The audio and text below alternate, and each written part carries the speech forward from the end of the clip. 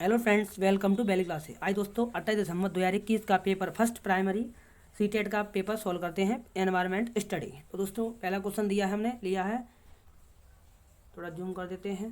तो स्टार्ट करते हैं। जिम कॉर्बेट नेशनल पार्क किस राज्य में स्थित है? तो ये तो दोस्तों सभी ने सही लगाया होगा, ये तो सभी को पता है, उत्तराखंड। नीचे दिए गए जीवों पर विचार कीजिए, ठीक है। घड़ियाल, कौआ, बतख, मछली, कछुआ, उसे चुनिए जो अन्य से भिन्न हो, देखा जाए तो इसमें से। तो आपका इसमें से भिन्न है आपका दूसरा वाला कौआ, ठीक है। ये सब नीचे धरती में रहते हैं, जलीय प्राणी, और जैसे मतलब और कौआ ऊपर उड़ता है, तो एक भिन्न तो यही हो गया ना।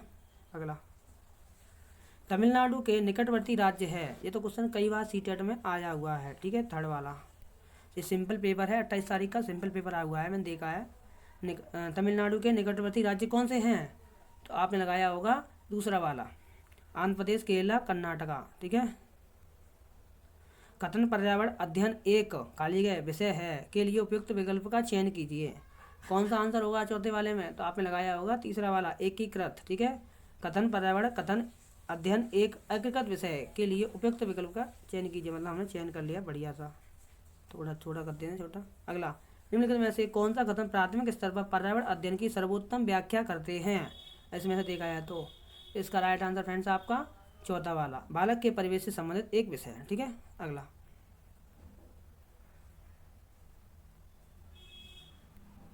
शैक्षिक भ्रमण के दौरान रात को जंगल से गुजरते हुए किसी कक्षा की एक विद्यार्थी आपका ध्यान किसी कीट की चीं चीं आवाज़ की ओर आकर्षित करते हुए पूछती है, यह क्या है? एक अन्य विद्यार्थी जवाब देता है, यह सितारों के चमकने की आवाज़ है। आप क्या करेंगे? तो आप करेंगे आपका दूसरा वाला, विद्यार्थी कहेंगे कि खोजें आवाज़ कहाँ से आ रही है, ठीक है। क्वेश्चन काफ़ी बड़े आते हैं सीटेट में। अध्यापिका विभिन्न प्रकार के घोंसलों पर चर्चा कर रही है, ठीक है।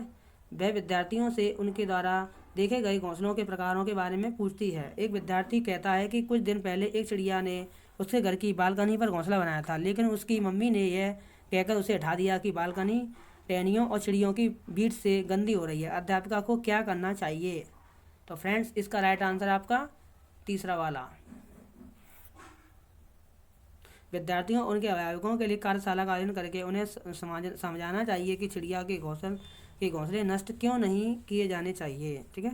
अगला,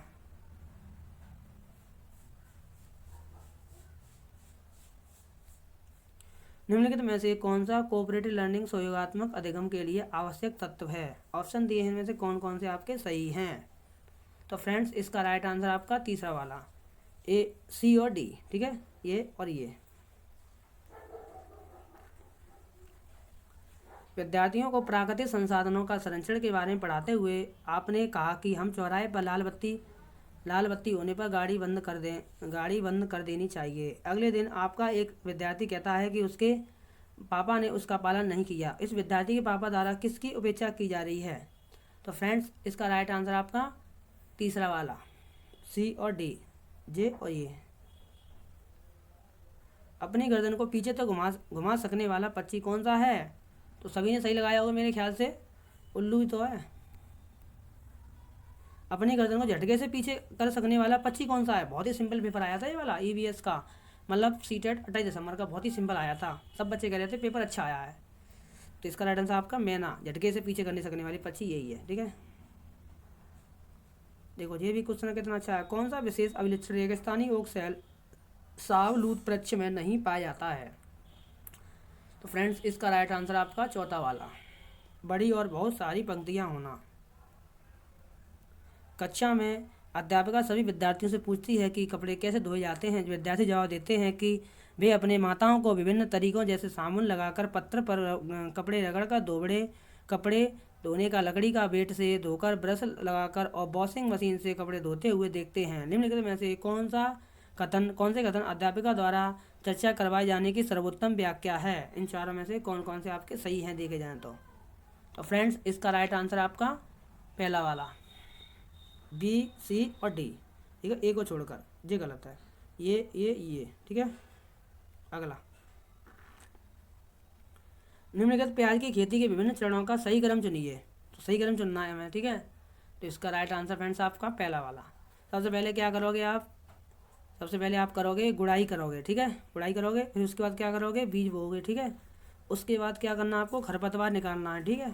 उसके बाद क्या करना है, प्याज को उखाड़ कर निकालना है, ठीक है।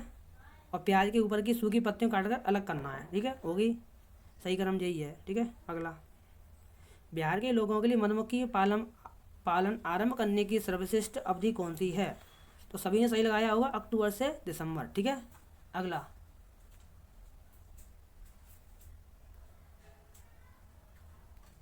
किसी रोगी का घर एक्स पर स्थित है तथा वह अस्पताल जहां उसका इलाज चल रहा है वाई पर स्थित है। रोगी के घर से अस्पताल जाने के लिए कोई सीधी सड़क नहीं है, अतः रोगी पहले अपने ए पर जाता है जो एक्स के ठीक पूर्व में 800 मीटर दूरी पर है।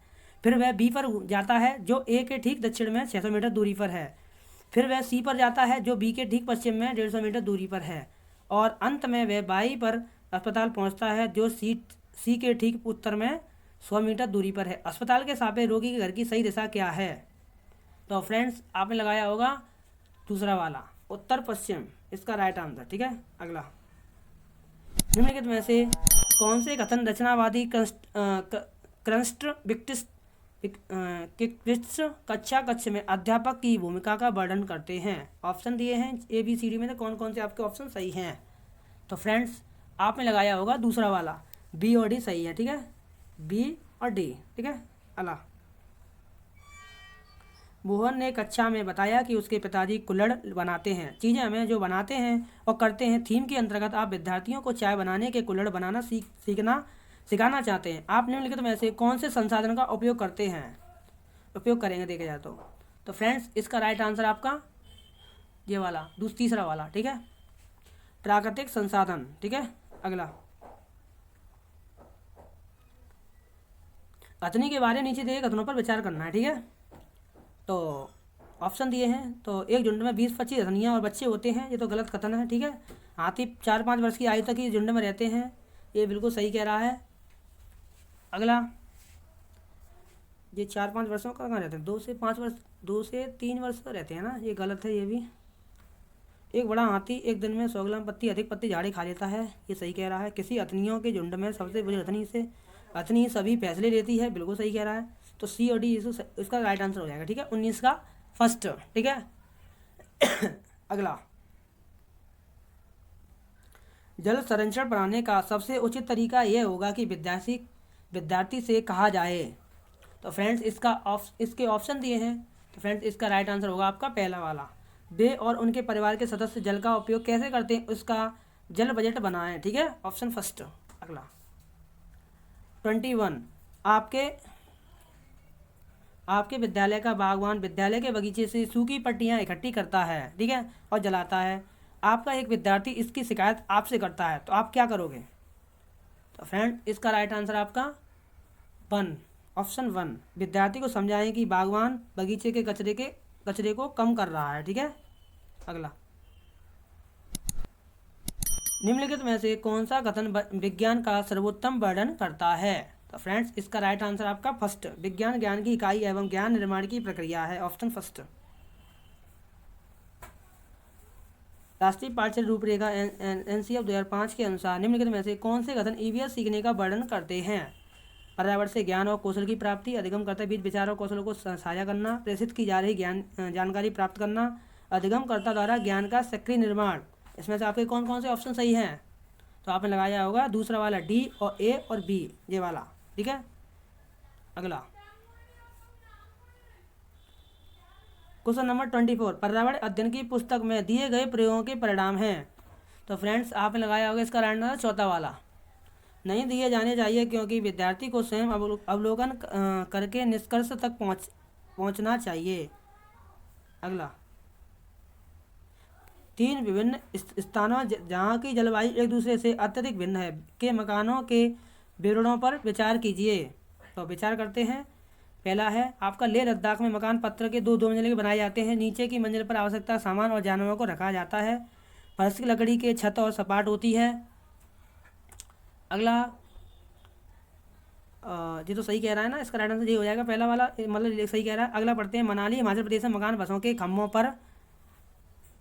पर बनाए जाते हैं। मकानों को लकड़ी और पत्थर से बनाया जाता है, ठीक है।